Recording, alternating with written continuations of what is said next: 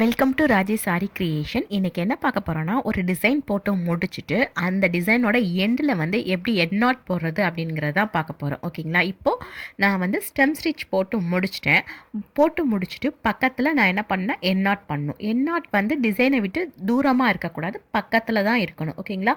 இப்போது நான் போட்டு லாஸ்ட்டு செயினுக்கு ரொம்ப பக்கத்துலேயே தான் நான் என்ன பண்ணுறேன்னா பஞ்ச் பண்ணி த்ரெட்டை வெளியில் இழுக்கிறேன். ரொம்ப ஸ்லோ மோஷனில் தான் காட்டியிருக்கோம் பாருங்கள். ஓகே, இப்போ 2 த்ரெட்டையும் நான் என்ன பண்ணிட்டேன்னா வெளியில் இழுத்துட்டேன். ஓகே, தெரியுதா?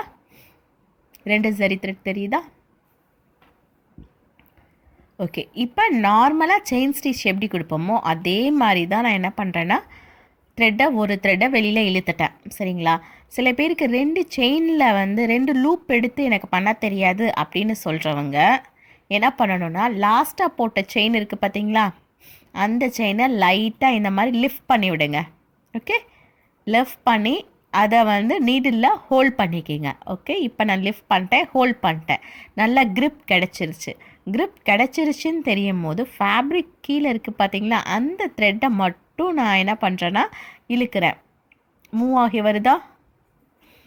எப்போ வந்து அந்த நாட் வந்து அந்த நீடில் விட்டு அந்த த்ரெட்டில் லாக் ஆகுதோ அப்போ அந்த நாட் வந்து ஃபேப்ரிக் மேலே டச் ஆகணும். ஓகேங்களா? ஃபேப்ரிக்கு மேலே நாட் வந்து டச் ஆகிடுச்சு அப்படின்னு தெரிஞ்சிருச்சுன்னா நம்ம நீடில் வந்து மேலே நம்ம ஹோல்ட் பண்ணியிருந்தோம்ல, அதை விட்டு எடுத்துடணும். எடுத்துட்டு இப்போ ஃபேப்ரிக் கீழே இன்னொரு த்ரெட் பிடிச்சிருக்கோம் பார்த்தீங்களா, அந்த ஜரி த்ரெட்டை நான் என்ன பண்ணுறேன்னா கீழே அப்படியே இழுக்கிறேன். ஓகே, இழுக்க அந்த மேலே இருந்த நாட்டு அந்த லூப் எல்லாமே என்ன ஆயிடுச்சுன்னா ஃபேப்ரிக்கு கீழே போயிடுச்சு. இதுதான் வந்து எட் நாட் வந்து ப்ராப்பராக போட்டோம் அப்படின்னா அந்த நாட் வந்து மேலே தெரியாது. ஓகேங்களா? லூப் வந்து மேலே நிற்கக்கூடாது எட் நாட் போடுறதுக்கு.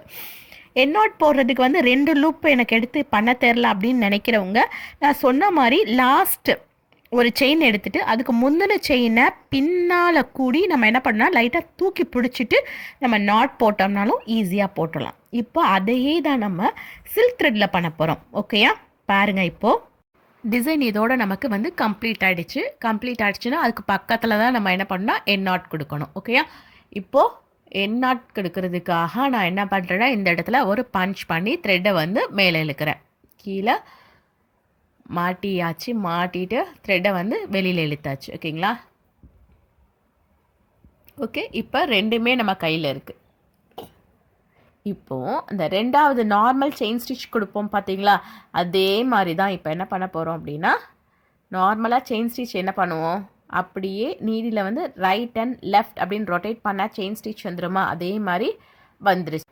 நீடில் இருக்குது பார்த்தீங்களா த்ரெட்டு, அது லாஸ்ட் செயின். ஓகேங்களா? அதுக்கு முன்னாடி உள்ள செயினில் பேக் சைடு தான் நம்ம என்ன பண்ணால் லிஃப்ட் பண்ணணும். ஓகேயா?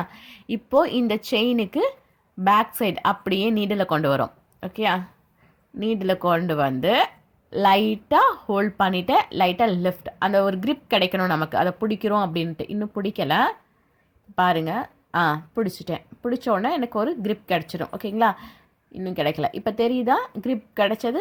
க்ரிப் கிடச்சிருச்சு. இப்போ கிடச்சிருச்சுன்னு தெரிஞ்சதுக்கப்புறம் ஃபேப்ரிக்கு கீழே உள்ள த்ரெட்டை நான் என்ன பண்ணுறேன்னா மெதுவாக நான் வந்து அப்படியே கீழே கொண்டு வருவேன்.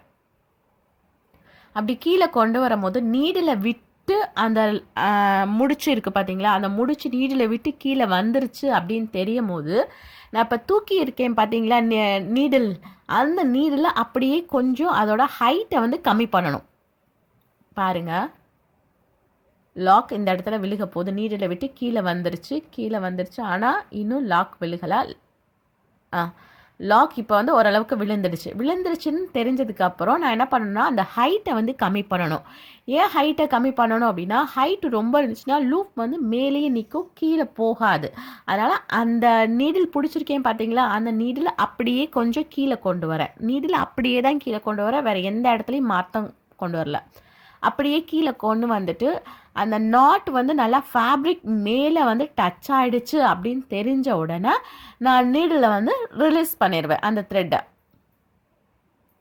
ஓகே, ஃபேப்ரிக் மேலே விழுந்துருச்சுன்னு தெரிஞ்சிருது. இப்போ வந்து அந்த த்ரெட்டை ரிலீஸ் பண்ணிவிட்டு இப்போ ஃபேப்ரிக்கு கீழே நம்ம வந்து த்ரெட் வச்சுருப்போம்ல, அந்த த்ரெட்டை நான் லைட்டாக கீழே இழுக்கிறேன்.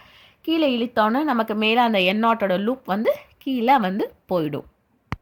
என் நாட் போட்டு லூப் வந்து மேலே நிற்கிது அப்படின்னா நம்ம வந்து அந்த ஹைட்டை வந்து கம்மி பண்ணலை.